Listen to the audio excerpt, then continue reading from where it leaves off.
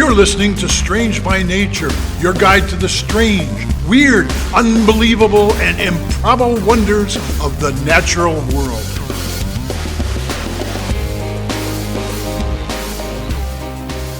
Hello, everyone, and thanks for being here today. I'm Kirk Mona, and joining me are Rachel Gimza and Victoria Thompson. We're all naturalists who together have scoured the world for weird and wonderful wonders, just to please your mammalian brain's desire for novelty. Isn't that nice? Let's do this. Well, hello, everybody.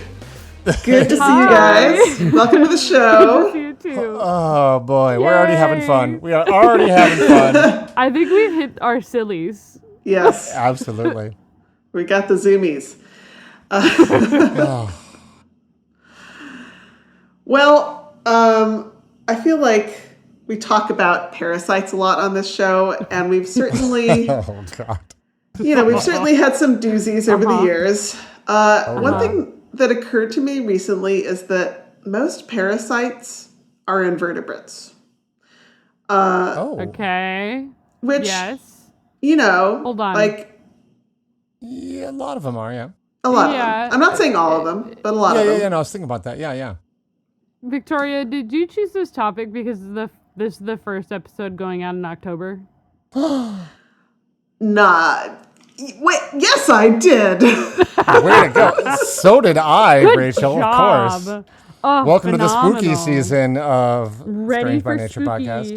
podcast. Mine is not very spooky, but that's okay.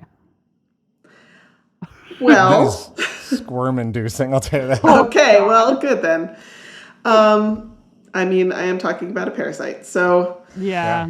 Yep. with the thing of invertebrate versus vertebrate, invertebrates, of course, tend to be smaller than vertebrates, and it's easier to live in or on another creature and avoid being detected if you're small.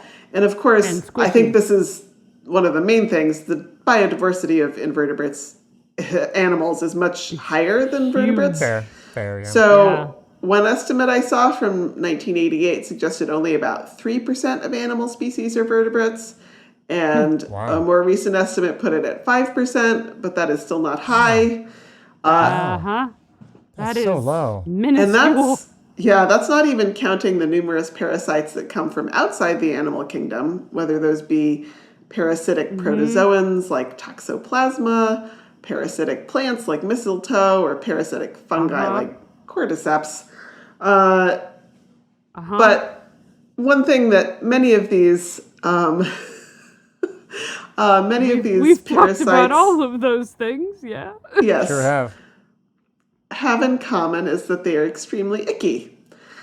But, of course, as vertebrates ourselves, we have a natural bias toward other vertebrates. And we have covered a handful of parasitic vertebrates here, including the brown-headed cowbird, which is a nest parasite.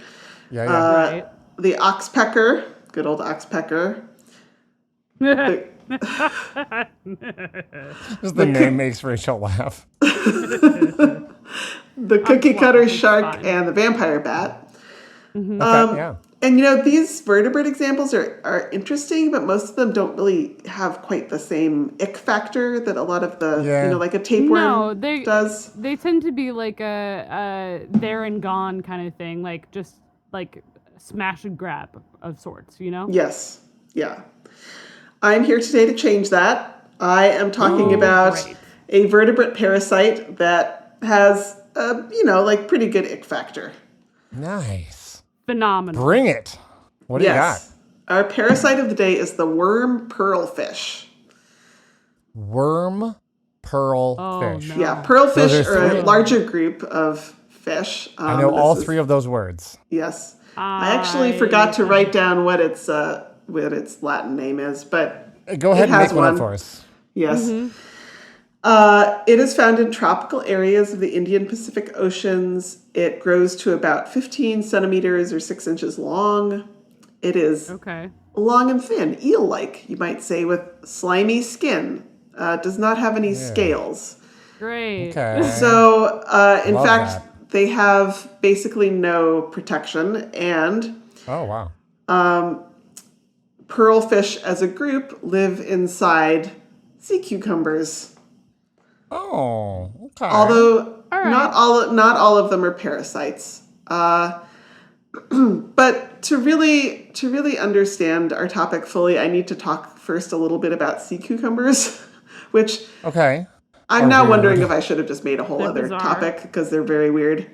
Sea cucumbers, They're definitely on my list. yeah, they are limbless animals. They look a bit slug-like, but they are echinoderms, so they're related to sea stars, sea urchins, and sand dollars. Yeah. And the relevant thing to know here is that the way sea cucumbers breathe is by drawing water into their anus, where it goes into what's called their respiratory tree, where oxygen is absorbed from the water. They have a respiratory tree in their anus. That sounds... That's such a fun That's sentence. a phrase of the day right there. That you weren't expecting to say. I didn't expect to hear that today. English language fun. Amazing. They then expel the water back out of their anus. You could probably see where this is going. Yeah, unfortunately. Yeah, the worm pearlfish enters its host via the anus. Sometimes Of course. they go in head first. Sometimes they go in tail first, backing it up. That's skillful.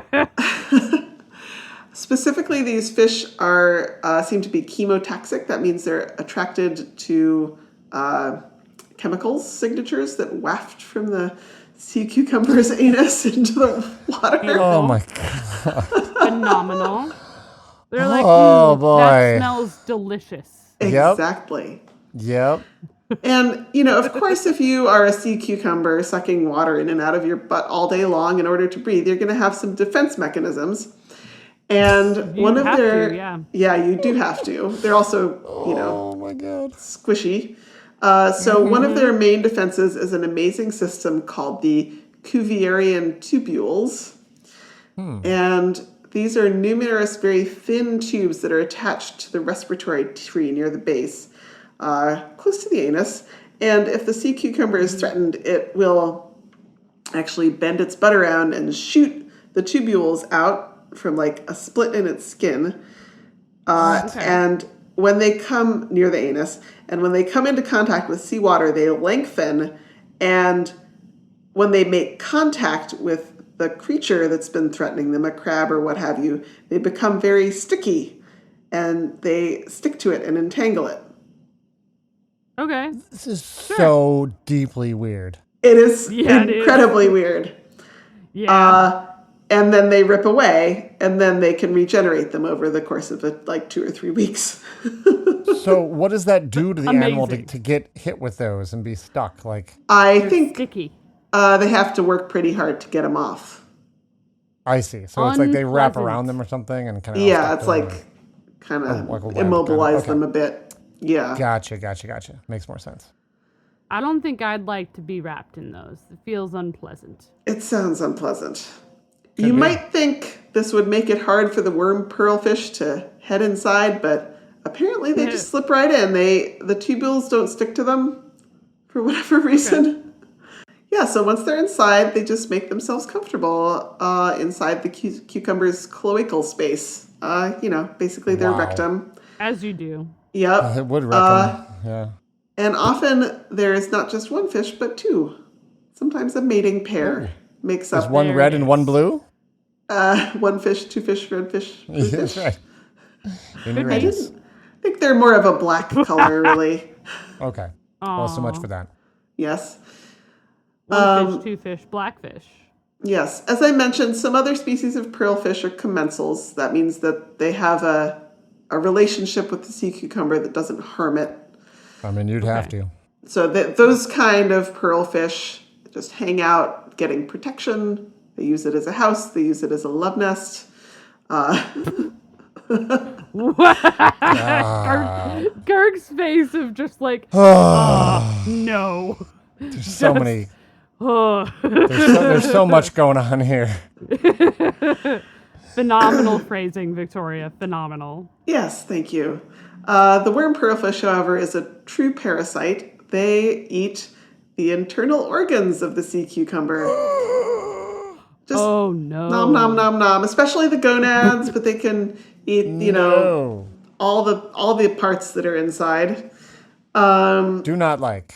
I was trying to I find don't out think the sea information. cucumber likes it either. No.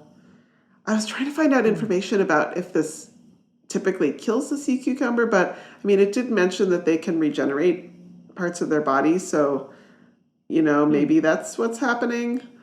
I wish I had been able to find out more about that. Yeah. Well, I think for sea cucumbers, what I understand about them is they can regenerate, but if you, with any animal that regenerates, there gets to be like a what's it, a horizon, line of horizon or whatever, where a certain percentage that if it's this much of the body that has to be regenerated, then it'll die after because it's just too much. But. Or if the pearlfish is eating too fast for it to regenerate. I don't know. Oh. Yeah. God, the idea of a parasite inside you that just keeps on nibbling away at the same rate that you grow is... I'm not sure if that's beautiful or wild, like horrifying or a bit of both. You'd never grow. You'd never change. You're constantly changing. Aren't we all? Just to add a nice little image to the situation here. Yeah. Sometimes pearlfishes get too big for their host, or maybe they just get curious and they poke their head out to look around. I was waiting for that. Yeah, they Hello. do. It's a pretty good deal for the pearlfish. They have protection. They have a means of dispersing their eggs with the water that's getting pushed out of the cucumber all the time. They got a home sweet home. And then I have this final bit of information that I didn't really know where else to put. Oh, but some sea cucumbers, speaking of defenses, some sea cucumbers have anal teeth. Yeah, they do. Jeez. I This kind love of ties in sea with our cucumbers, teeth man. topic last week. Yeah. I don't have a lot more to say about the anal teeth other than that they exist and they're horrifying. I love it so much. That's great. That's great for our sort of stepping into the Halloween season. Yes. Very horrifying. That's what I have about worm pearlfish and their sea cucumber hosts today. My sources this week were an article in Live Science from August 10th, 2024 by Melissa Hobson, a helpful blog called the Echino blog. Yeah. All about echinoderms. Super nerdy. Love it. By Chris M. And Wikipedia for some background information. We are going to take a quick break, and when we come back, Kirk will have something for us. Do I ever?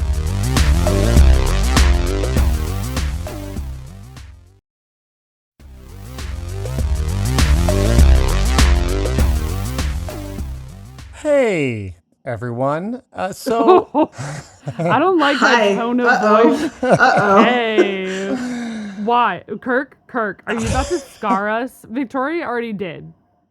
Maybe.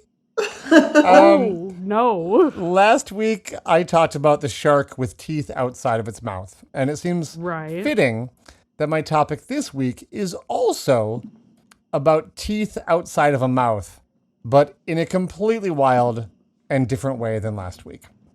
So this isn't a creature feature this week, unless you want to consider humans a creature and marvel at how clever they are. Okay. And the look on Rachel's face right now, you guys, is priceless.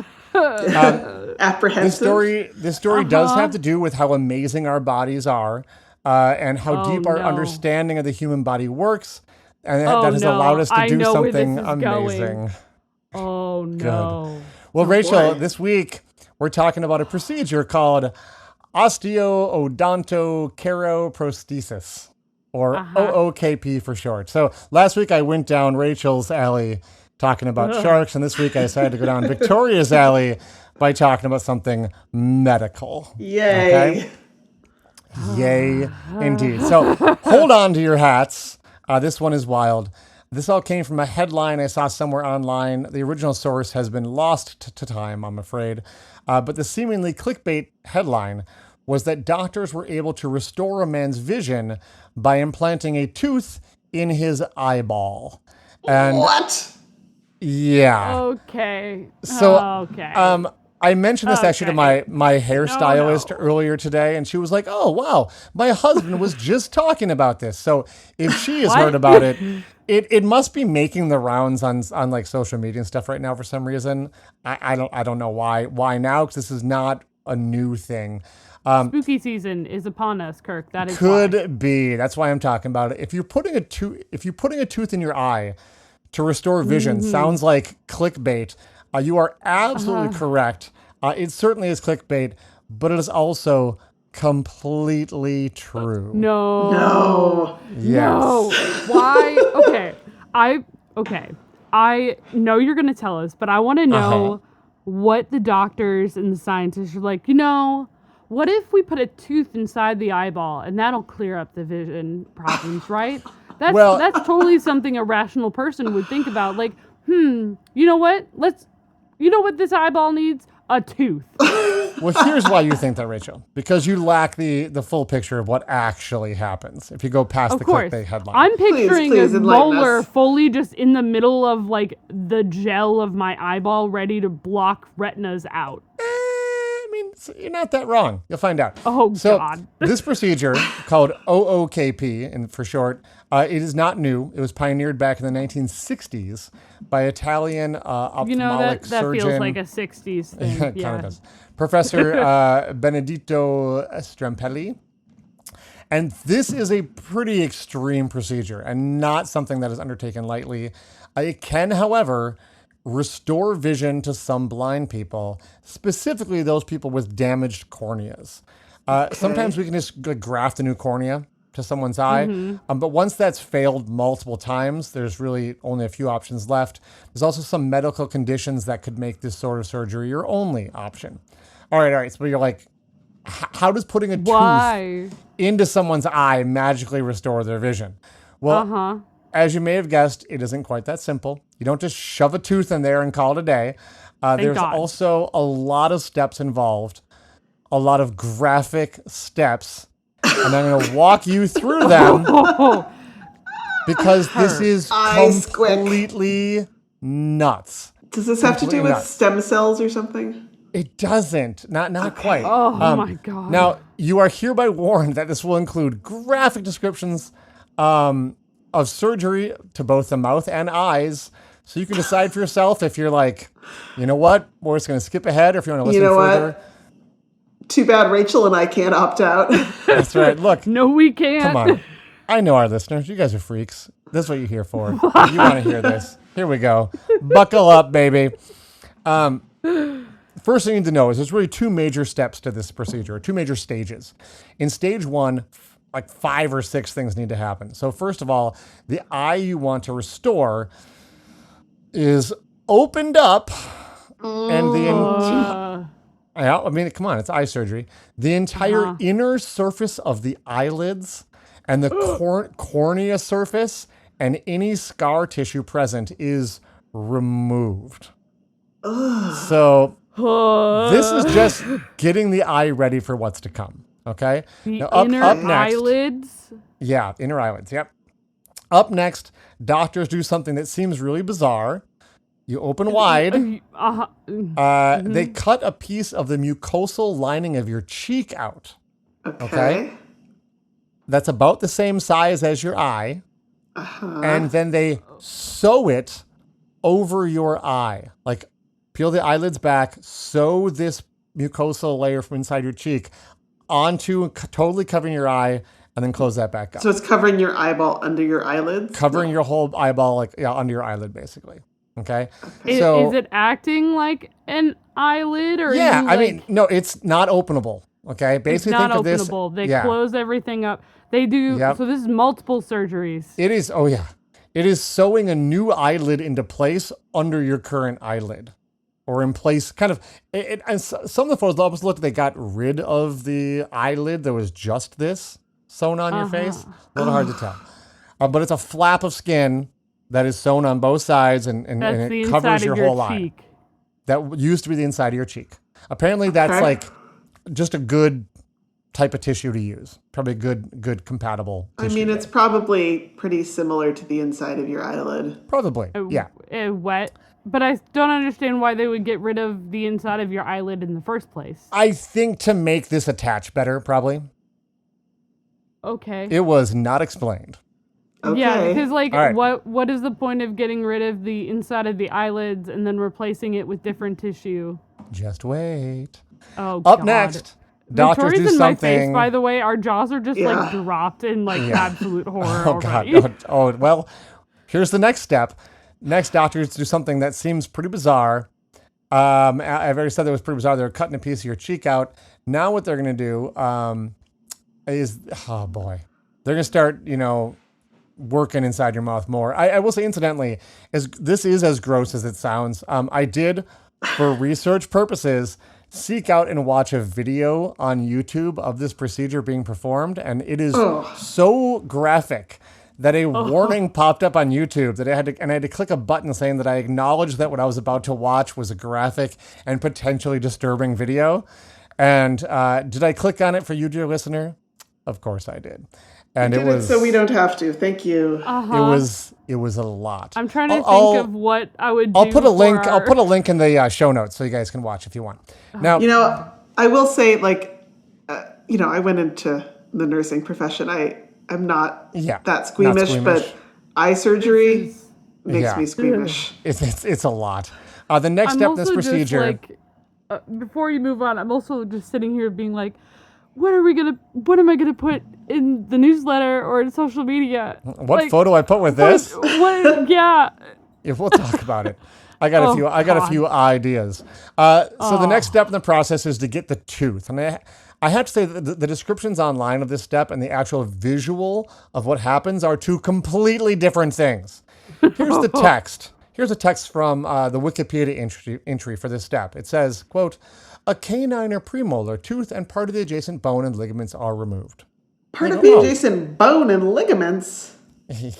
Yeah, so you caught that part. Now, you're taking out part of the jaw and the everything. They don't just take the tooth out. They remove what they really want is they really want the root of the tooth that you actually need.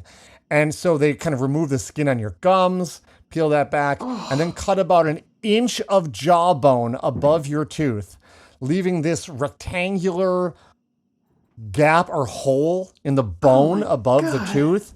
And there's photos of this, and it's like, it's pretty gross. And they take out as like a rectangle of jawbone with a tooth perched on top. They need the roots of the tooth, and the roots are long. Horribly painful. They're much longer than your tooth itself, the part you see. Sounds extremely painful.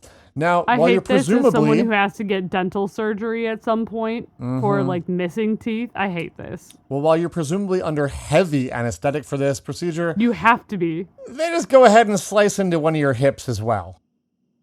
Why? Sure, okay. Sure. Why not? Why? Because they want more bone. They take a they slice need of more bone for your eye, of course. No. They take a slice of bone out of your pelvis and use it to replace the bone they just took out of your jaw. Oh, okay. I guess we just have spare bone in our hips they can, take. Are they going to use the bone from the jaw? Of course. That's what they really want. But figure once you got you under, you might as well do the other surgery at the same time and patch up your mouth all in one step, okay? I will say once that's done, the patient is sewn up, and the good news is that after about 9 to 12 months, the gums have healed, the new piece of the hip bone has fused into the jaw, and a fake tooth can then be implanted into the new jawbone about a year later. So that's pretty cool. How long do they have to be on a liquid diet for, huh? Did it say that? I think maybe like you gotta be careful with the any kind of oral thing like that for maybe a month or so. So bone grafts take anywhere from 6 months to a year to heal, and then it's usually safe enough to do any sort of implant. Yeah, it's as pretty someone wild. who has to get that particular procedure done. Sorry, Rachel. You should look at the photos. So anyways, Twice, actually. So that's fine. that in and of itself is pretty wild. But let's not jump ahead of ourselves. We're still on stage 1 here. Oh, gosh. Okay. What? Hold on. We're still on stage 1? Well, Yeah. the tooth hasn't gotten anywhere near the eyeball yet. Exactly. And you're kind of under the No, it's just, you're under the the gun mucosal here. part of your cheek. Once you take this out, this is living tissue. You can't be like, oh, come back next week. So my impression is it's all part of the same surgery. They took Right. this tooth, root, and part of the jawbone out for a reason. The root of the tooth is then filed down until it's just a flat cross section of root with bone on each side. Can you picture that? Uh-huh. So like Okay. a vertical teeth- cross section. Yeah, vertical cross section Okay. with some of the bone still on each side. They then get out a drill and drill a hole through the root. They're basically creating like a rectangle of tooth with a hole drilled perpendicular through it. And I know this is weird, but bear with me. God, this Now is weird. using bone cement, a My teeth conical shaped lens is glued into the hole in the bone.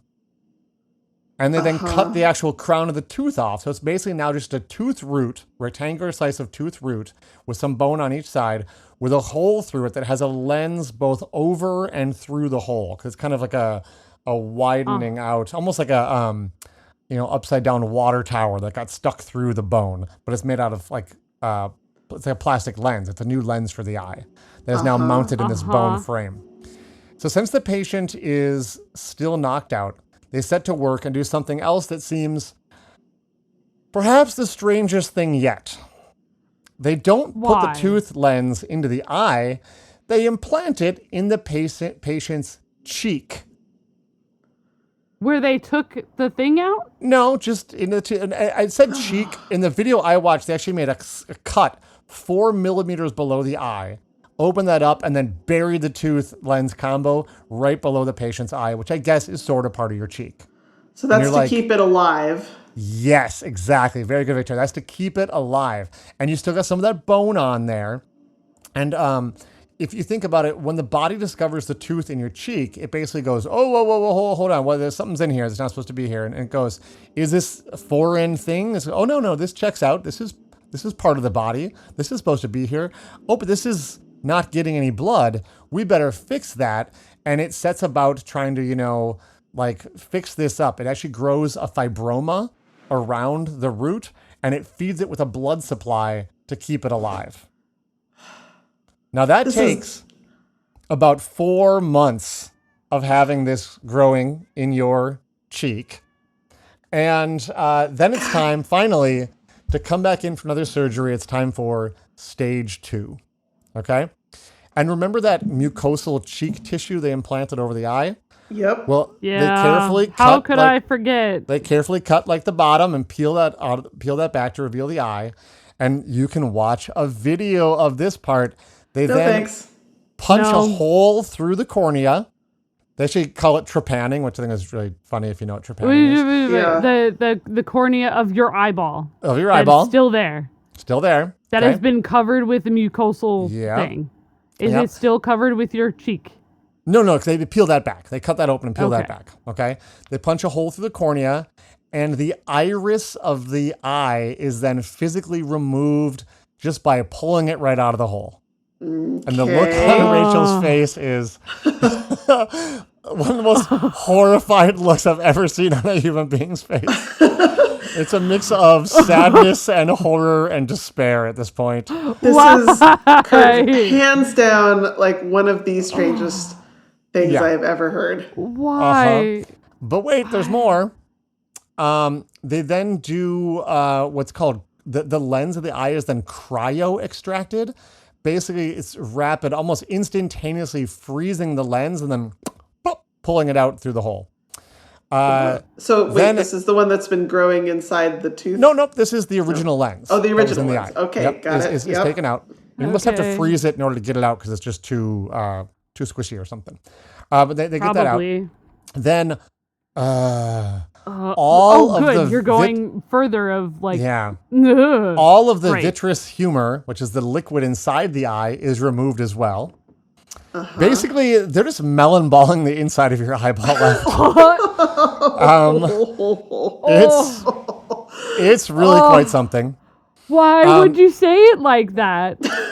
To get that reaction, of course. Why else would I say it that way?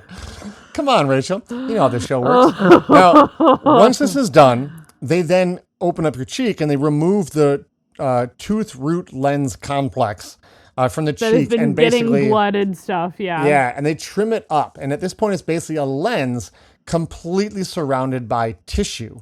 That lens is firmly held in place in the middle by the tooth root, and they then insert the wider part of the lens at the back of the hole, like through the hole they cut in the eye, and kind of lay this, if the eye really truly exists all that much. Right, it's just the shell of the eye now. They kind of stick this wide part of the lens through, they'll stick out the back, and the rest of the, I think it's kind of sitting on top of the eyeball, essentially, right? But this like fibroma that has grown, they've trimmed it to be the exact size of your eye opening, and they then take sutures and they sew it into the sclera of the eye. And after that, they take a needle, stick it in the eye, and refill the eyeball with saline solution. It's pretty nasty looking. They then pull the cheek skin flap back down over all of this, mark where the lens is under the skin with like a little Sharpie, and they sew it back closed. They then use a tiny pair of scissors to make a little opening in the skin where the lens is so light can enter the eye through the exposed lens, and the patient can then see again and is no longer blind. And that like old cheek stuff then becomes what you see. It becomes, if you saw someone, they'd have like a little dot, kind of like an iris on their eye they're seeing through, and there's just a patch of skin where their eyeball used to be. And they can see through that. Because they don't have an iris or anything. Or, you could just learn Braille. Seeing's important to a lot of people, so they go through this. That's it. That's the procedure. If you are stout of stomach, you can watch the whole thing on YouTube. It's a 7-minute long video with photos and some video. It's called Osteoodonto Keratoprosthesis, right? Instructional video. It was published by David Goldblum. I'll try to remember to include a link in the show notes. So why am I talking about this? I mean, it's obviously gross and great as we get toward Halloween. It is not a natural thing to do. And we usually talk about like strange natural phenomenon, but really what this is humans taking advantage of what we know about nature and the nature of ourselves to do something both strange and amazing. So like, yes, putting a tooth in someone's eye to restore vision sounds utterly bizarre and like, oh, that can't be real. That makes no sense. And when you first hear about it, it sounds absolutely bizarre, but each and every step makes sense. There's a reason why we do it. And when we understand anatomy and how the natural systems of our bodies work, we can use a tooth root as a natural scaffolding to hold a lens in place, and the body won't reject it because it's an actual natural part of your body. And you guys, nature is just amazing and strange. And so are our bodies. And so are the things that we can do when we understand how these strange systems work. So that's what I have for you this week. Oof. Hate that. What I don't understand is why it has to be a tooth root. Why couldn't you just have like a slice of bone that you set the lens onto? I don't know. I wondered that too. I couldn't find that. I think it has to do with the fact that the bone is like... Go ahead, Rachel. It could be like it's like the tooth root is located in the jaw, so it's like proximity for the mouth and the similar-ish. I think the tooth root is very, very hard, and it also is, there's something probably about that type of bone that can grow the fibroma and get fed by the capillaries and whatnot to stay alive, whereas other parts of bones may not be able to tie into the like circulatory system in the same way. It's weird. It's so there's a lot. There's a lot going on. Somebody I know came up with this when they were high on acid. Or maybe they came up with this because they were trying to use the latest science to find ways to give the gift of sight to people. I love the rationalization. I'm an optimist here, and the so I'm not beautiful gonna. You can't drag me optimism down. that's happening, and I'm just sitting here, just like, someone came up with this, and it worked. Huh. Yep. Okay. Oh God. Yeah, it was. I It have was. Yeah, I said something it wasn't just nice. someone. It was Benedito Strempelli. So way to go, Benedito. What were you smoking? Or Benedetto. That's what I want to know. Probably it's Benedetto. Yeah. Right?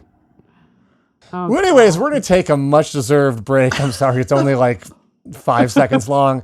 And when we come back, Rachel will have some, like a palate cleanser for us, right? I have something nice. Yeah. Okay. Yay. Everybody pause, go watch the video of the eye surgery, and come back for Oh Rachel's story. God.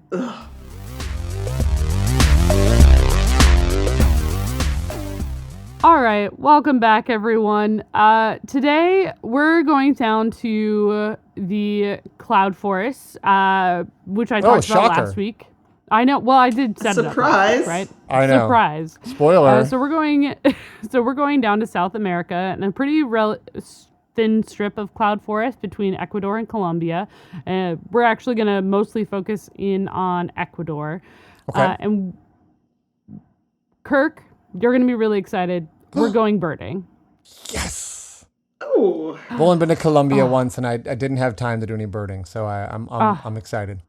Well, now we're going to Ecuador, and you'll have all the time to go birding. I've never been to Ecuador. Oh my gosh. Fabulous. But we will stop off there on our way to the Galapagos when everyone signs up to go with us. Exactly. Right? Exactly. Yeah. So being naturalists, we use a variety of tools to bird, to seek out and look for birds. And there are some fun apps that you can use that are great tools to be able to use. A lot of folks, I think that you need a lot of stuff to go birding. When you start off, like it can be pretty intimidating. Like binoculars especially can be really nice binoculars, can be several $100s, right? But you don't need nice binoculars Really nice necessarily. binoculars can be several $1,000s. Exactly, yeah. So, but you really don't need those things to be a good birder. What you really need is just an interest or curiosity about the world around you, and you need some sort of reference to be able to, or way to reference what you are seeing. What a wonderful nature journals. Rachel, that's such a great ad promo for the bird hike I'm leading for the public tomorrow morning at 7 a.m. Yeah. No one listening to this will be able to go because it'll be over already, but yeah. Exactly. But it's true. Like, you don't need a ton of things. Like, some people I know just go out with nature journals and a pencil, and they're writing down the things that they're noticing and things that they're hearing. Often when people bird, we'll use binoculars of different powers. So that'll let you look at different levels of, like, far awayness, I suppose. Okay. But in order to use binoculars, you do have to see the bird. That is one thing. When I've taught kids about using binoculars, they just want to have the binoculars up to their eyeballs and magically be wandering they'll point around at a bird. and see a bird that way. Yeah. If you're wandering around just looking through the binoculars, you will trip and gravity will assert dominance over you. So unplanned gravity check. Yeah. Yes. So when you're birding, you're paying attention to your surroundings and you're looking for movement, or maybe you're hearing movement.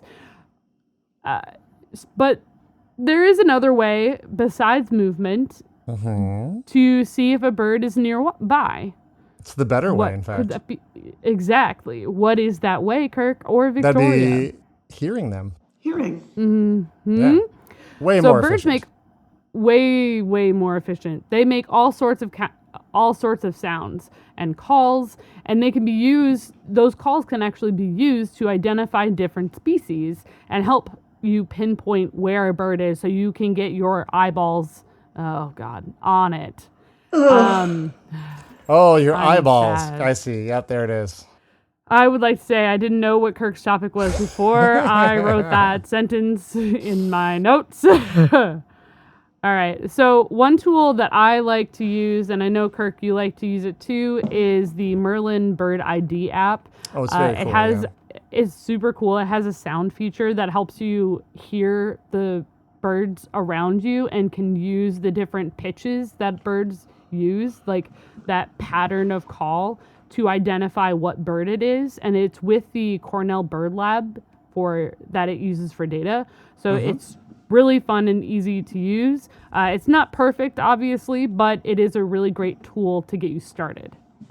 So we're in the cloud forest. In particular, we're in the Buenaventura Reserve in Ecuador, which is a cloud forest. It's several thousand acres of forest. And we spot this little tiny bird. We see some movement. We spot this little bird. Aww. It's about 4 inches in length, a little bit less, 10 centimeters. It's about the size of a golden-crowned kinglet for North American listeners, viewers, like a with fire an crest. Audio format. Yeah. So it's a little tiny bird. The one that we are seeing is a male, and we know this because it's more brightly colored. The females are an olive brown kind of color. The male that we are looking at is a chestnut color with a little red crown and black and white wings.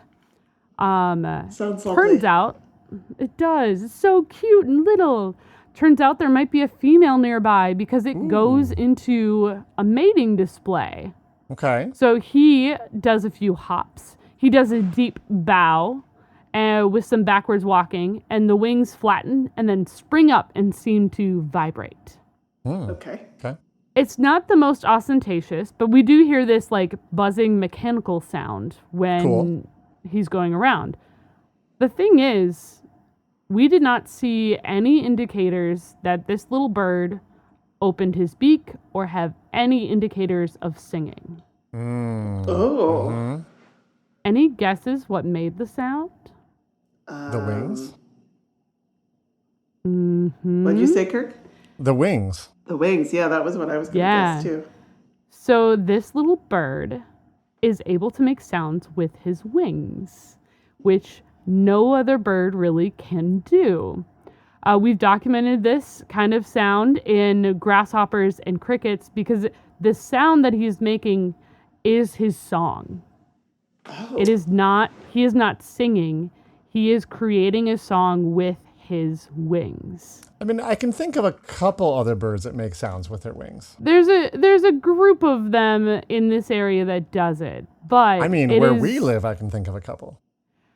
Yeah, but this is part of the mating display for this particular bird. Hold on. All right. Okay. All right. Kirk is skeptical. Like you, but I swear. I can think of some other. I was thinking of the woodcock, which also makes a mating call sound with its wings. Not like this. Not like this. Okay. Okay. Blow my mind, Rachel. Let's go. So birds don't tend to make calls with their wings. Now, this is the song that this little bird does.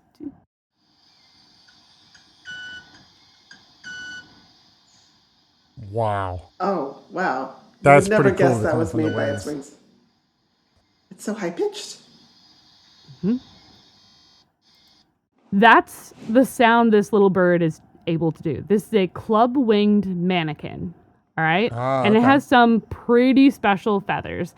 Now, manakins are able to do this, but in general, there's several different species, but the club-winged is pretty special. So on his flight, on his wings, he had his secondary flight feathers are actually like a club shape. So at the end, they look like little clubs, and they are refined enough that they're able to knock together to help produce this note. Now, when they are knocking those feathers together, there's a couple of things that are happening at this time. As the club feathers of the wings hit each other, there's actually a third feather that is next to them that is this thin and slightly bent, and it actually picks ridges on one of the club feathers that helps create this washboard like high-pitched sound. Wow. Okay. Now, they're knocking their wings, their feathers together at a rate of 100 times per second. Wow. Oh my gosh. Okay? That's fast. Which is the fastest, that is the fastest, one of the fastest vertebrate, like, noise-making things. For context for everyone else, that is faster than the beats of a hummingbird wings in flight. I was about to ask, because that's sort of the natural comparison, right?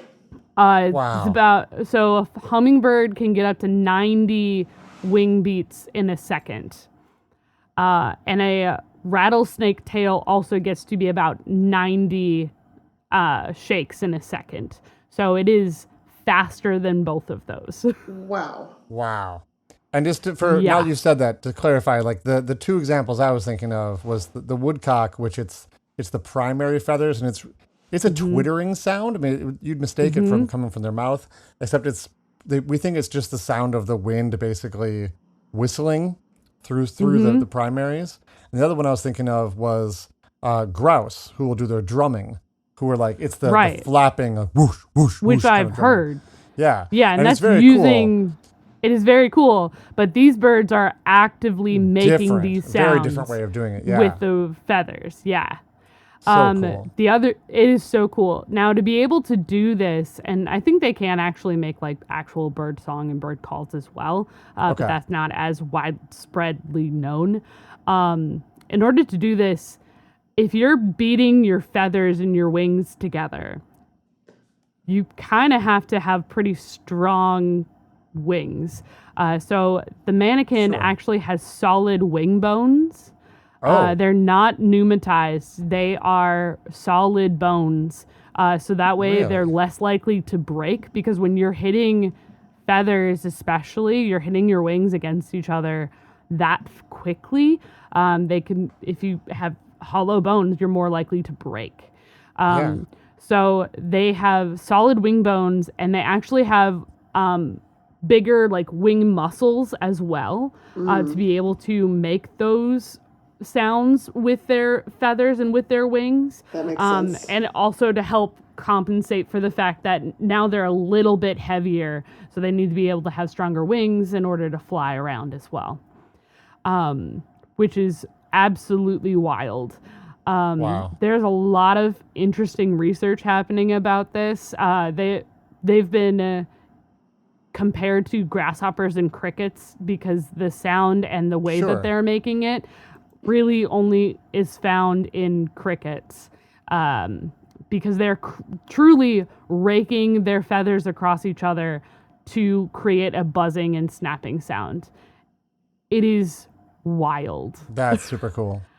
Yeah, so that is what I have for both of you today, for all of you today, is the Club-winged Manakin. That is why I talked to you all about cloud forest, because it's like, hold on, we need to know a little bit about cloud forest. This little tiny bird is in there doing a really wild mating display and is only found in this one cloud forest in South America.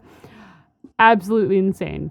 So my sources this week, I started off with Wikipedia, and then All About Birds had some amazing, just wild facts for Singing with His Wings, the Club-winged Manakin's display, as well as by Kimberly Bosick. American Bird Conservancy was awesome. As well as there is a paper about the evolution behind the how the Club-winged Manakin got those grooves within the feathers. So I could truly go into a lot more, but I don't want to bore everybody with the very detailed, nuanced specifics. And it was published in Evolution, or Understanding Evolution, in the University of Berkeley. It was literally called How the Club-winged Manakin Got Its Groove, and it is done by Kim Bostwick. And it's really quite fascinating how they're able to figure out the evolution of all of that. It's really cool. Nice. So that's what I have for you all this week. A nice little palate cleanser. This little bird that, makes sound with his wings is absolutely wild. And I think that rounds us out this week. That does. Yeah? We're going to figure out what we can do as we approach Halloween to have our stories get creepier and creepier. And you know what? We actually have to go even a little bit harder this year because the episode comes out on my birthday. Ooh. Mm-hmm. So extra creepy. The Halloween as a birthday episode present for Rachel. I would. You want me to go harder than like eye surgery and oral surgery? No, I think that's the level. And hip surgery. That's the level that you can go. That no harder than that. Okay. Yeah, plateau there. Don't go harder than that. But that is happening on my birthday, so I'm excited about it. All right, thanks everyone for listening. We'll see you next week. Bye-bye. Bye-bye. Thanks everyone for listening to today's show. Be sure to subscribe. New episodes drop every Wednesday, and we love sharing this strange world with all our listeners. If you would be so kind as to leave us a 5-star rating and review wherever you get your podcasts, that would be great. It lets other lovers of the strange discover the show. You can reach us by searching for Strange by Nature Podcast on Instagram, Facebook, and Blue Sky. You can send us an email as well. Our address is contact@strangebynaturepodcast.com. If you want more information about the show, you can check out our website, strangebynaturepodcast.com, and you can support the show and get ad-free episodes at patreon.com/strangebynature. Until next week, get outside, stay curious, and embrace the strange. Mana. Oh, God. Oh, the okay. Just include that as an outtake at the end with no reference. That's what I'm going to do. You're welcome, folks.